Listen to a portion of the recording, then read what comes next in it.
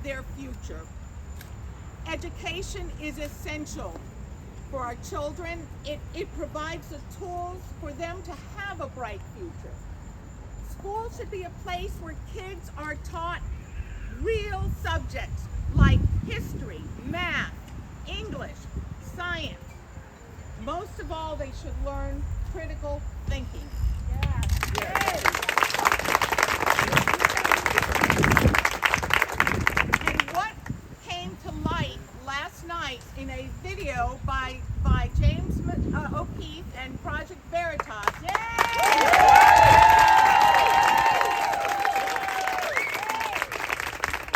was shocking and disturbing.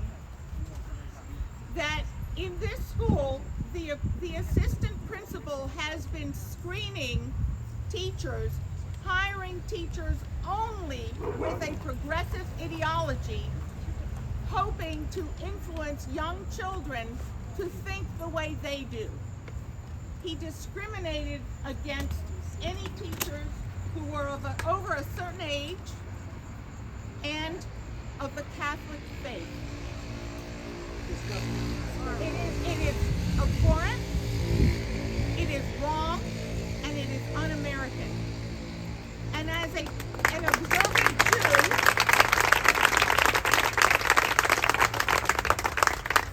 now I'm of a certain age at this point, and as an observant Jew who has experienced anti-Semitism in my life, I will always stand up for anybody who is discriminated against. You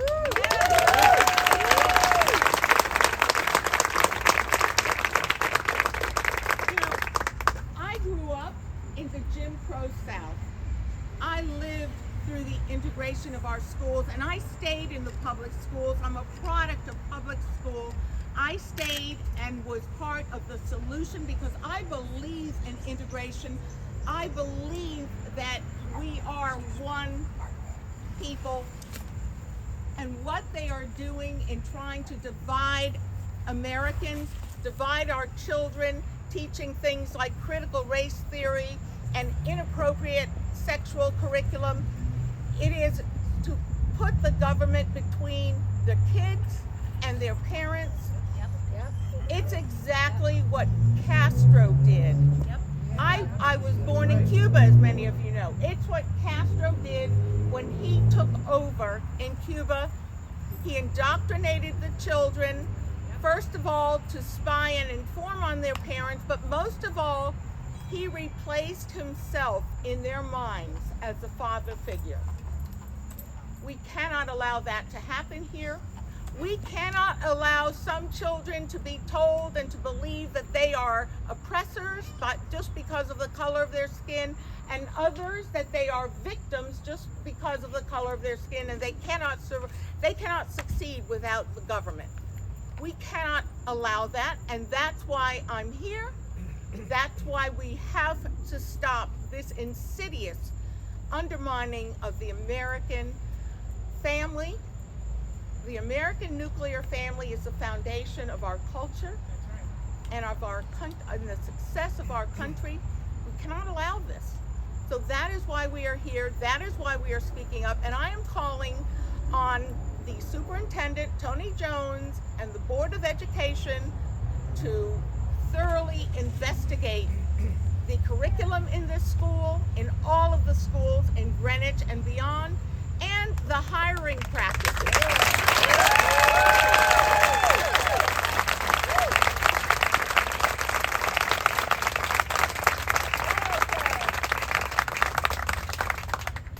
So I'm here to fight for our children and for them to have the same opportunity to live an American dream that I have had. But to do that, you need a good education.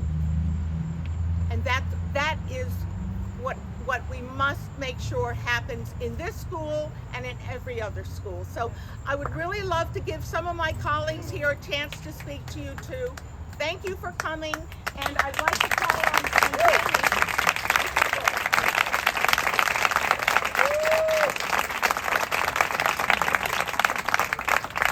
Thank you so much, Leora. Thank you for gathering us all today, and thank you to Project Veritas for really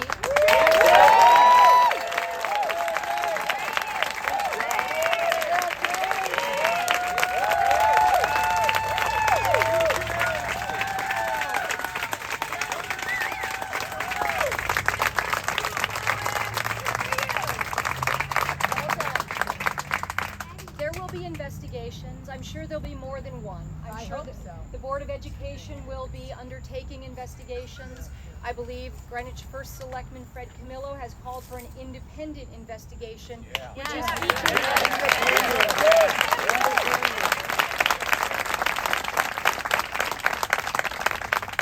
and if the things that we all heard in the video can be substantiated, and I have no reason to believe that they won't be. This is the moment when the filter has come off and that parents finally have the evidence of things that they've known all along. Right. And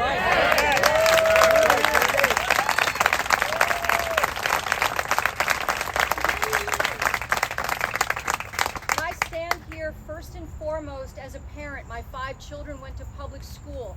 Every day we took them to school and we trusted that our administrators and our Board of Education and our teachers were nurturing them and helping to create an environment for free thinking, for independent thought, and that there was no consideration for instilling biased thought in their lives. And today that trust has been broken. We have evidence of that. But also importantly, I stand before you as the candidate to represent you in Congress for the 4th Congressional District, because I have a strong belief that federal civil liberties laws have been broken here at this school. And it's important for us to make sure that this is fully investigated, and that if there is any suggestion that this type of behavior exists in other public schools in Connecticut, we need to root that out. Yes.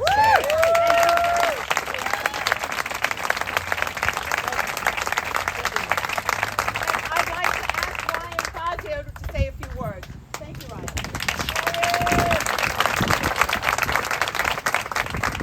We're all here gathered today across religions, across party lines, across ages, because we all understand that the public trust has been broken here in Cos Cob.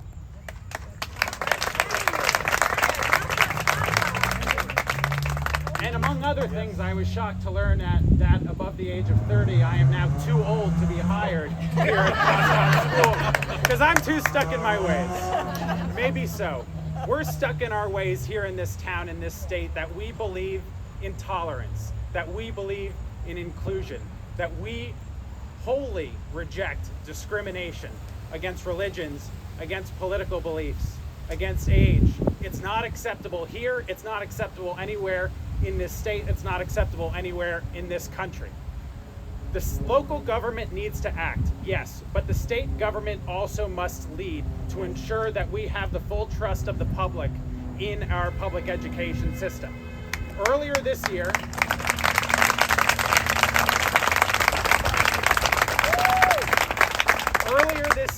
colleagues and I joined to introduce legislation to ensure full curriculum transparency in the state of Connecticut.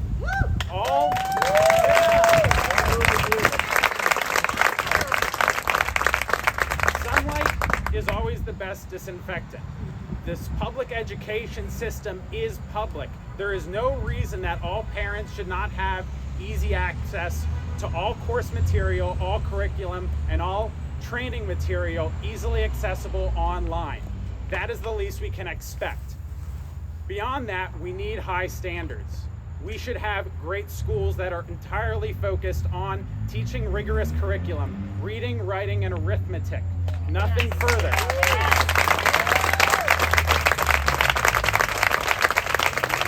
There is no place for political indoctrination and radicalism in our classroom or elsewhere in our government. The greatest offense that we saw on that 12-minute video was, without a doubt, the notion that our public education system does not answer to parents, and our government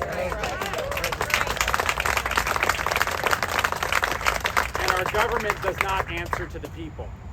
The government works for the people always, never the other way around. And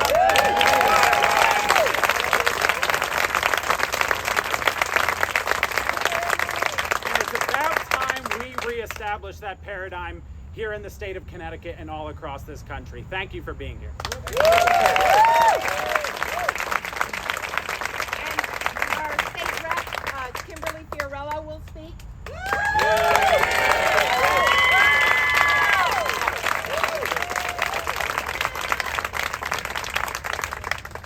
Thank you, Leora. I'm State Representative Kimberly Fiorello. I have 3 thoughts I wanted to share. 1 is bombshell, 2 is breaking the law, and 3 is happy families and bright futures. So you are all here because this is bombshell breaking news to you, but this is not bombshell breaking news to so many parents in Greenwich and parents across our state who for months and months have been sounding the alarm. You have been ignoring them, but they have been sounding the alarm.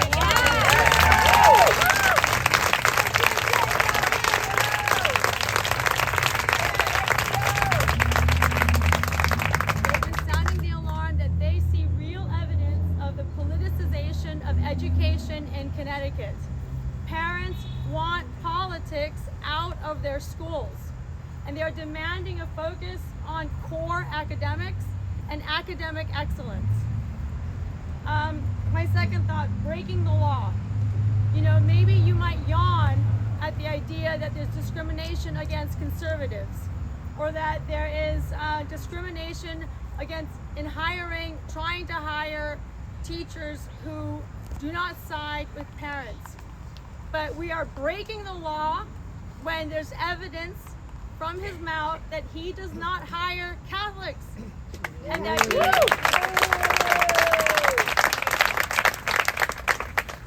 he does not hire anyone over the age of 30. There are laws that were broken here, and we will be expecting a full accounting of this. And lastly, it's happy families and bright futures. I'm sorry to say, but I can't help but think that this kind of bigotry and illegal hiring practices is allowed to fester because we have a government monopoly-centric education system in our state. If you want happy families and bright minds, Connecticut must embrace school choice.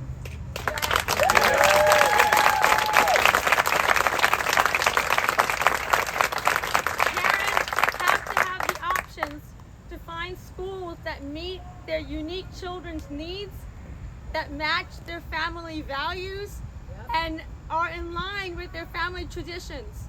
I hope this is the beginning of a very important conversation about school choice in the state of Connecticut. Thank you very much.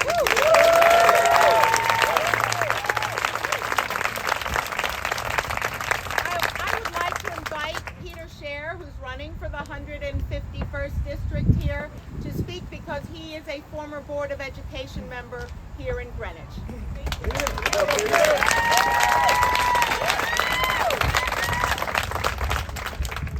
Candidly, this is a very sad day in Greenwich.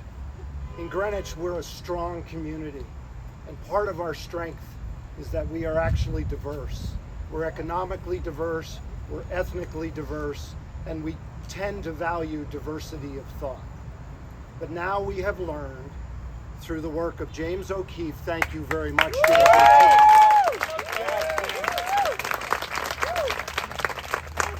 He has proven what many of us suspected, that there is bias and bigotry that we cannot tolerate inside our school system. Terrible. I'd like to think that it's isolated to Mr. Bolin. After serving in 12 years on the Board of Education, I can say with a high degree of confidence that Mr. Bolin is not alone.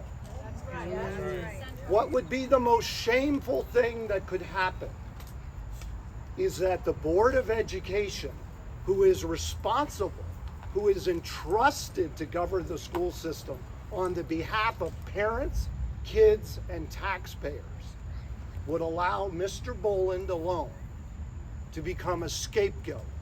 We've seen that many times recently by the leadership of the school system, where they tag people as rogue actors. If you've been following along in Greenwich Public Schools, this will be the 5th incident of a rogue actor in the last 18 months.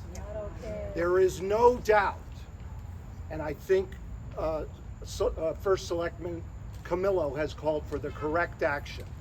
We need an independent, top to bottom, evaluation of everything that has gone on in Greenwich Public Schools with a deep view on the actions of the most senior administrators, as well as what is clearly a toxic culture in parts of the school system. Hear, hear.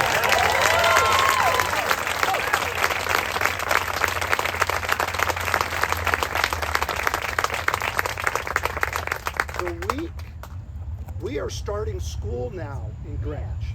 These should be happy days. And this has torn at our community fabric. All of these parents who are standing here because they believe in the strength of our community. All elected officials and all others need to stand with these parents. We need a school system that is focused on academics, not social emotional learning and indoctrination of our children.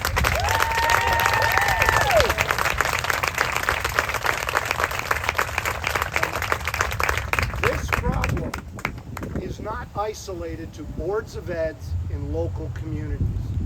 If you're not aware, many of these decisions and mandates are decided in the legislature in Hartford. That's why I call on all parents and all voters to remember this event when you go and express your view on your representatives in November. Remember your children, and remember you have the people who you can decide who represents you and what kind of school system and how your children will be educated. This can be a happy future for us from an ugly event, but it's only going to happen if we stand with parents and parents stand up and take their school system back.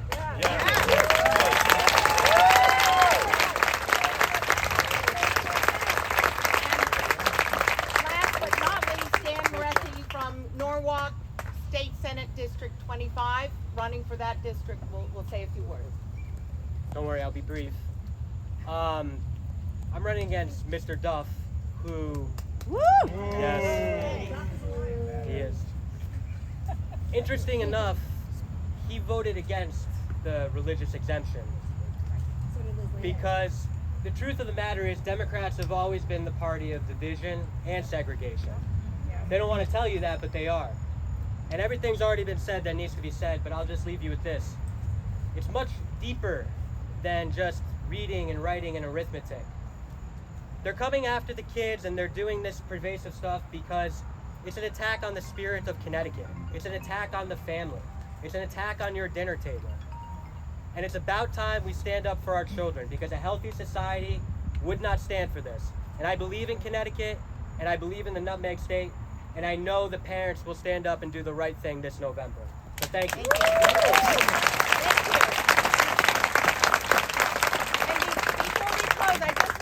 James, if he wants, would you like to say a couple of words before we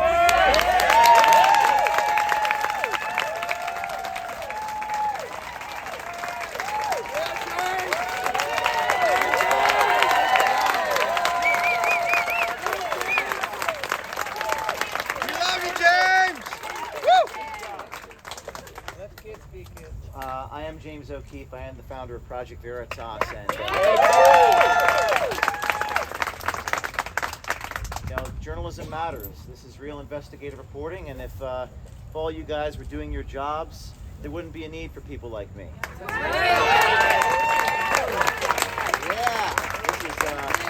Listen up. Even as I stand here today, there are some people here who were not willing to actually interview me about the story, which is to tell you something. Yes. What I will say to you is that Shocked, I tell you. that this is just part one of our story. We have another tape coming out tomorrow.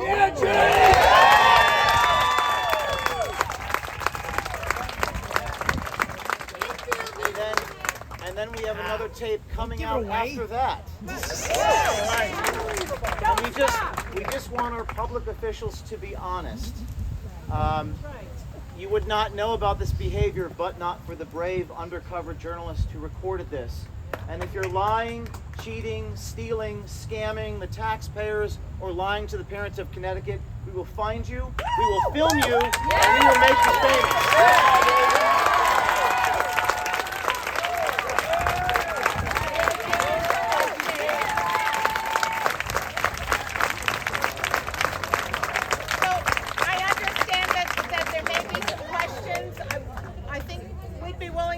Questions, if anybody has them. Where's the superintendent? Good question. Investigate Kate. Where's Tony Joe? Where's the superintendent? Okay. Where's Tony Joe? Any questions? Yes, ma'am. Tony Joe is every hour on the hour and every half hour on the hour. Nothing. Follow the emails. She needs to complain. Despicable. She goes next. Yeah, questions for everybody up here. I'm Annalise Hanshaw with the Greenwich Time. I have a question for Mr. O'Keefe. Mr. O'Keefe,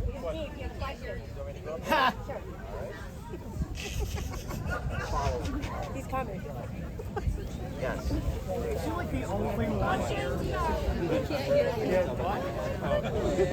Shouldn't you have gotten your super safe and effective booster so you can have a free voice? I think I speak for everyone when I say, what were the circumstances of this interview? You don't speak for me, you mask.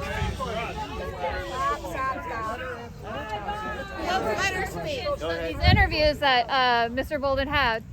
I'm sorry? What were the circumstances of these interviews? That's okay. What were the circumstances of these interviews?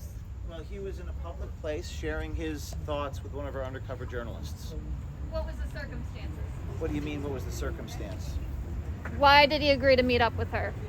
Was he on a date? Was he on a bubble? Yes, this is what we're all wondering. Did he think he was on a date? Let's be real. He knew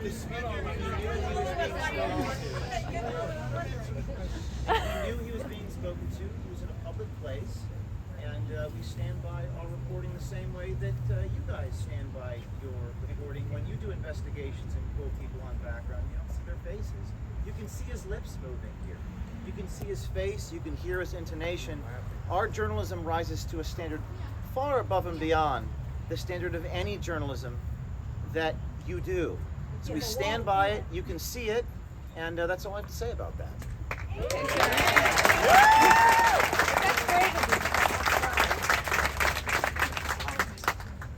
That's it. Mr. O'Keefe, I met you several months ago. I'm from Parents' Choice, and I did mention that this is it, so I'm so thankful that you're doing this because I mentioned Connecticut.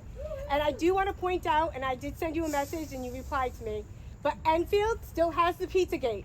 They still have the sex assignment that they sent out to their elementary school asking them what their sexual preferences were. Olives for, BJ's, and cheese means equals kissing. And they have not answered the parents of how that assignment went out by accident. And it's been months, and they're still waiting for answers. It's ridiculous.